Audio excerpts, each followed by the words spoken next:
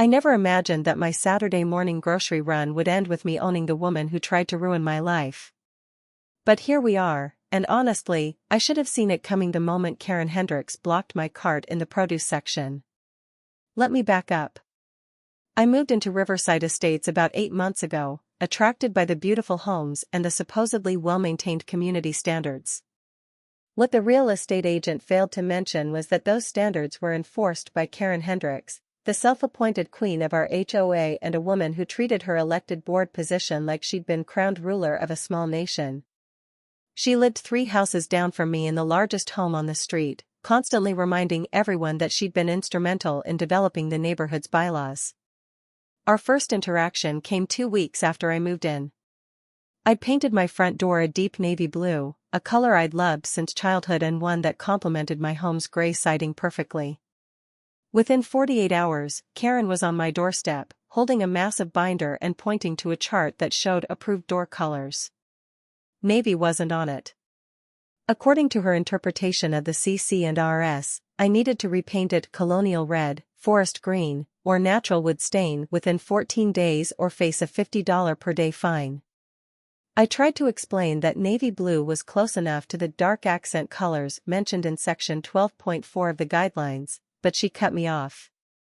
You clearly don't understand how HOAs work. I've been on this board for 6 years. 6 years. I think I know better than some newcomer who just moved in and thinks they can do whatever they want. The rules exist for a reason, and that reason is to maintain property values. Your door is an eyesore, and I won't have it dragging down the entire neighborhood. She actually snapped her fingers at me before turning and walking away. If you're enjoying this story so far, hit that like button and subscribe to Karen Eat World. Trust me, you won't want to miss how this one ends. The revenge is absolutely delicious. I repainted the door forest green to avoid the hassle, but that was apparently just the beginning of Karen's crusade against me. Over the next few months, I received violations for my lawn being a 1/4 inch too tall, for leaving my garage door open while I unloaded groceries, for having a decorative flag that was too whimsical for the neighborhood aesthetic, and for parking my car on the street overnight when I had workers refinishing my garage floor. Each violation came with a lecture, each lecture longer and more condescending than the last. The thing is, I'm a corporate attorney specializing in contract law and real estate development. I'd built my career on finding the exact letter of regulations and using them to my client's advantage. I'd also done quite well for myself, well enough that the Riverside Estates house was my weekend retreat, a place to relax between the high-stakes negotiations and multi-million-dollar deals I handled during the week. Karen had no idea who she was dealing with, and I was content to let her continue thinking I was just another neighborhood resident she could bully. But then came the incident at Riverside Market. Riverside Market was the upscale grocery store where everyone in our neighborhood shopped, a place that prided itself on organic produce, artisanal products, and a certain level of sophisticated clientele. It was 10 in the morning on a Saturday, and I was picking up ingredients for a dinner party I was hosting that evening. I'd already gathered most of what I needed and was selecting avocados when I heard a voice that made me freeze. "Excuse me. Excuse me. Those are mine." I was reaching for those. It was Karen, standing behind me with her cart, face already flushed with indignation. I turned slowly, holding the 2 avocados I'd just picked up. "I'm sorry, I didn't realize you'd claimed these specific avocados from across the produce section." Her eyes narrowed. "Don't get smart with me. I saw them first. I was walking toward them when you just swooped in and grabbed them. That's incredibly rude. Put them back." I looked at the avocados, then at the display that had at least 40 more. "There are plenty of other avocados here. These aren't the last ones. I want those ones. They're perfectly ripe. I checked them earlier. Put them back now." She actually reached out and tried to grab them from my hands. I pulled back instinctively. "Ma'am, I'm not giving you my avocados. Please select from the many others available." That's when Karen lost it completely. "Ma'am? You're calling me ma'am? You know exactly who I am." I'm Karen Hendricks, and I've been shopping at this store for 12 years. 12 years. I know the manager personally. You think you can just disrespect me and steal my avocados and get away with it? Do you have any idea who you're dealing with? People were starting to stare. An elderly couple backed away from the tomatoes. A store employee appeared at the end of the aisle, looking uncertain about whether to intervene. I kept my voice calm and level. I'm going to finish my shopping now. Have a good day. I started to push my cart past her, but Karen stepped directly in front of it, blocking my path. No. No, you don't get to just walk away from me. You're going to put those avocados back, and you're going to apologize for your attitude, and then you're going to learn some respect for people who actually matter in this community. Please move your cart. I said quietly. Make me. She crossed her arms, a smug smile spreading across her face. Go ahead. Try to get past me. I'll call the police so fast and report you for assault. Everyone here will be my witness that you attacked me. That's when I noticed the young woman at the end of the aisle, phone out, clearly recording the interaction. Karen was too focused on me to notice, but I filed that information away.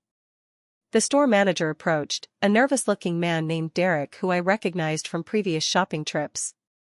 Is there a problem here, ladies? He asked, his voice overly cheerful and strained. Karen wheeled on him.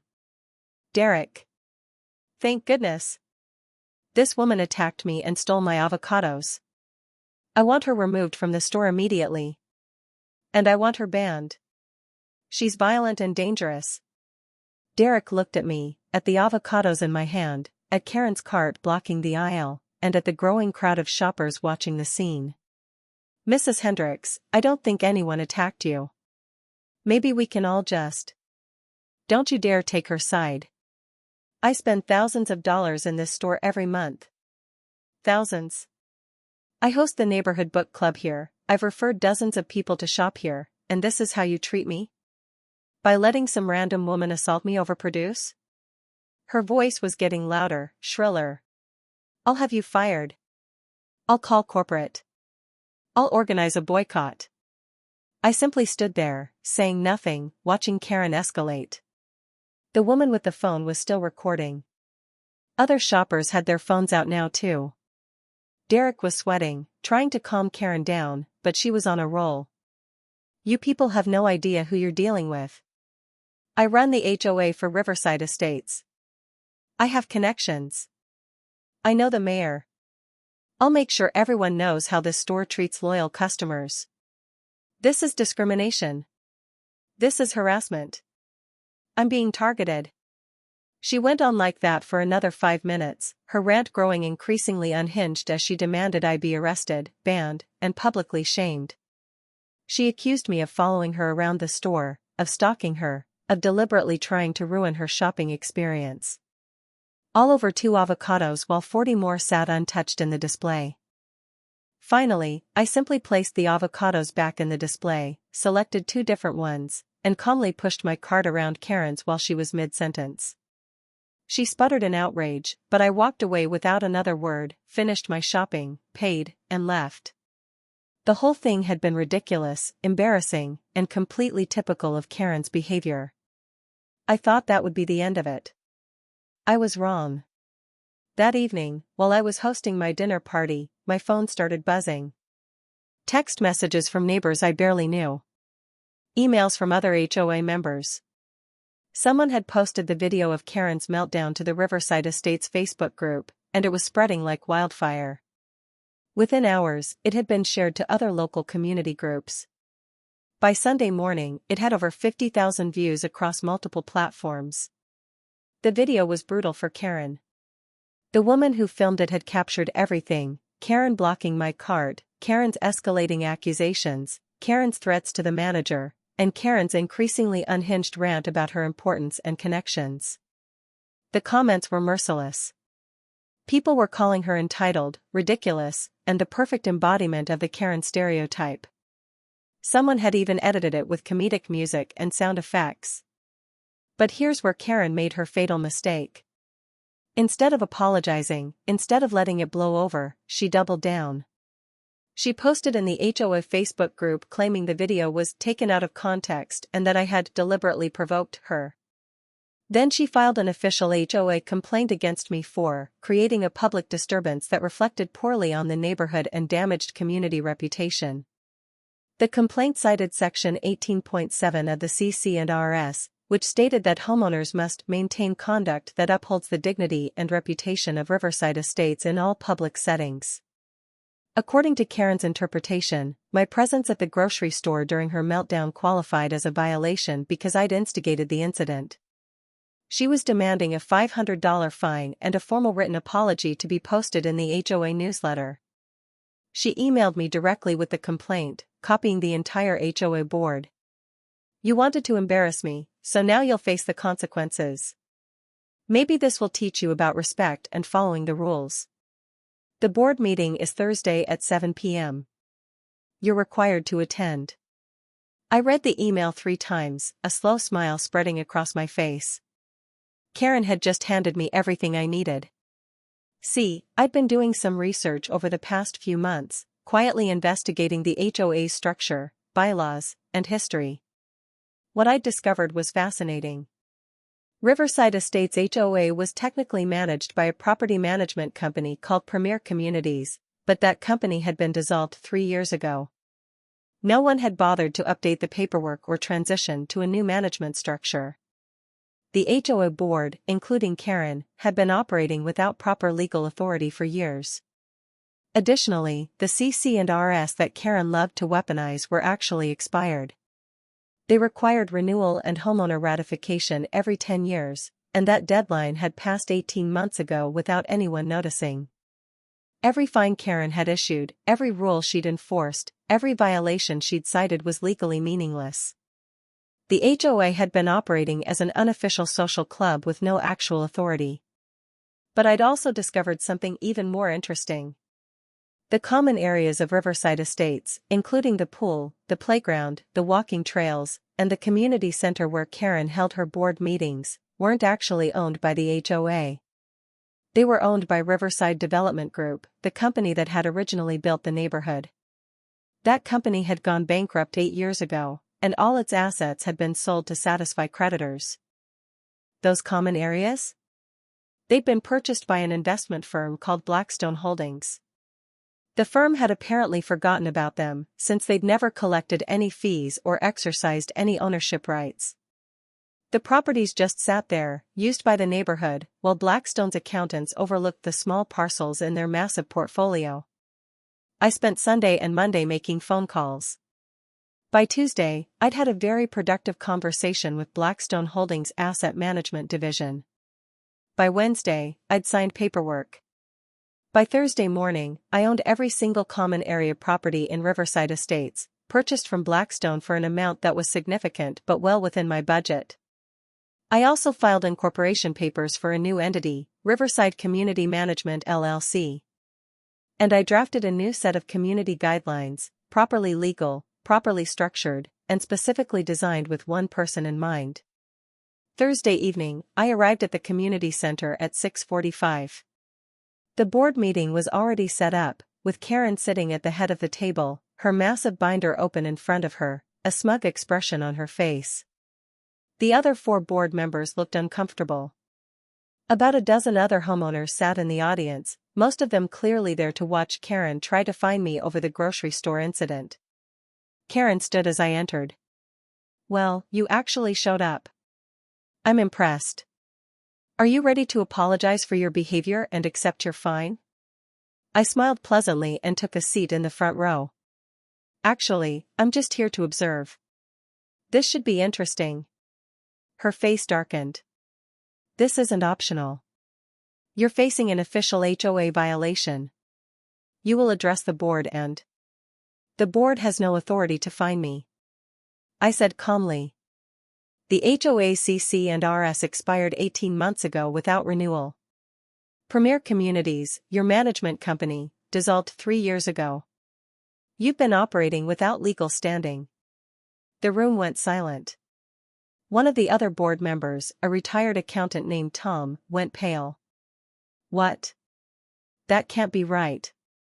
I pulled out a folder and handed copies to each board member. It's all documented here.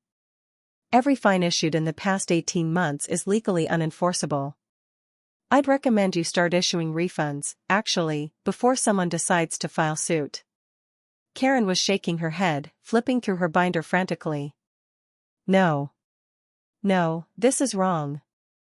We've been operating under the same rules for years. You can't just. I can and did verify all of this with 3 separate real estate attorneys. I kept my voice pleasant. But that's actually not why I'm here. I'm here to inform you that this meeting is being held in a building that you no longer have permission to use. What are you talking about? Karen snapped. This is the community center. It belongs to the neighborhood. Actually, it belongs to me. I pulled out another document. As of Wednesday, I am the legal owner of all common areas in Riverside Estates, including this building, the pool, the walking trails, and the playground. I purchased them from Blackstone Holdings, the investment firm that's owned them since Riverside Development Group went bankrupt. The color drained from Karen's face. That's impossible. You can't just buy. I absolutely can, and I did. I distributed more paperwork. I've also established a new property management company, Riverside Community Management LLC, which will be administering these properties going forward. I've drafted new community guidelines that all residents will need to review and agree to if they want to continue using these facilities. Tom was reading through the documents, his expression growing more horrified by the second. This is all legal.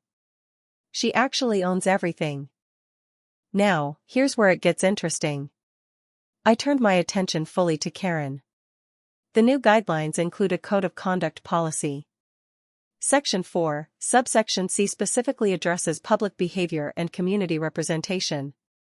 Any homeowner who is documented engaging in aggressive, harassing, or entitled behavior in public settings that brings negative attention to the Riverside Estates community will be immediately banned from all common area facilities. Karen's mouth opened and closed silently. I have documentation of your grocery store incident, which has been viewed over 100,000 times across various platforms at this point. Based on that documented behavior, I'm exercising my right as property owner to permanently ban you, Karen Hendricks, from using the community center, the pool, the walking trails, and the playground effective immediately. You can't do this. Karen shrieked, standing up so fast her chair fell backward. This is my neighborhood. I've been here for 12 years. I'm on the board. We're on a board that no longer has any legal authority. I corrected gently. And you can continue to live in your house, of course.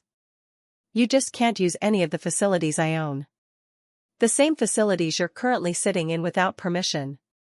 Karen looked around wildly at the other board members, at the homeowners watching with wide eyes and barely concealed smiles. This is illegal. This is discrimination. I'll sue you. You're welcome to try. I started gathering my papers. I've had every document reviewed by multiple attorneys. Everything is completely legal. Oh, and one more thing. That complaint you filed against me citing Section 18.7? Consider this my response. I handed her a final document. This is a cease and desist letter regarding your continued harassment.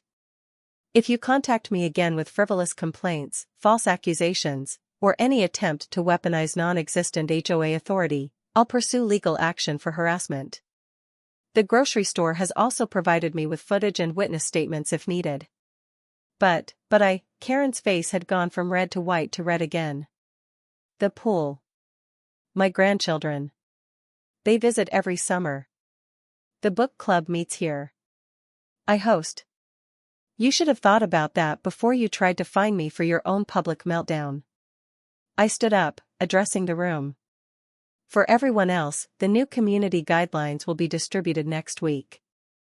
They're much simpler and fairer than what you've been dealing with. There's a dispute resolution process and actual oversight. No more arbitrary fines or selective enforcement. A few people actually applauded. Karen stood there, trembling, as the full reality of what had just happened crashed over her. She'd spent 6 years building her little kingdom, using the HOA as her personal fiefdom, and in less than 10 minutes, it had all been dismantled. Not only had she lost her power, but she'd lost access to the very facilities she'd used to maintain her social position in the neighborhood. You. Her voice was shaking. You planned this. You bought the properties just to. I bought the properties because they were available and underpriced, and because I saw an opportunity to improve community management. I gave her a level look. The fact that it also removes you from power? Well, that's just a very satisfying bonus. You tried to use your own interpretation of Section 18.7 against me, Karen. I just used actual property law against you. Sometimes the rules really do matter, don't they? If you loved this story of perfect revenge, don't forget to smash that like button and subscribe to Karen Eat World for more stories of entitled people getting exactly what they deserve. Trust me, we've got plenty more where this came from. Hit that notification bell so you never miss an epic takedown. Karen's face went through every stage of realization. The understanding that she'd been outmaneuvered. The comprehension that her attempt to punish me for embarrassing her had backfired spectacularly. The recognition that she'd pushed someone who had the resources, knowledge, and determination to completely dismantle everything she'd built. Her mouth opened and closed, no words coming out, as she finally understood that the woman she'd been bullying for months was the same woman who now controlled every aspect of the community she'd once ruled.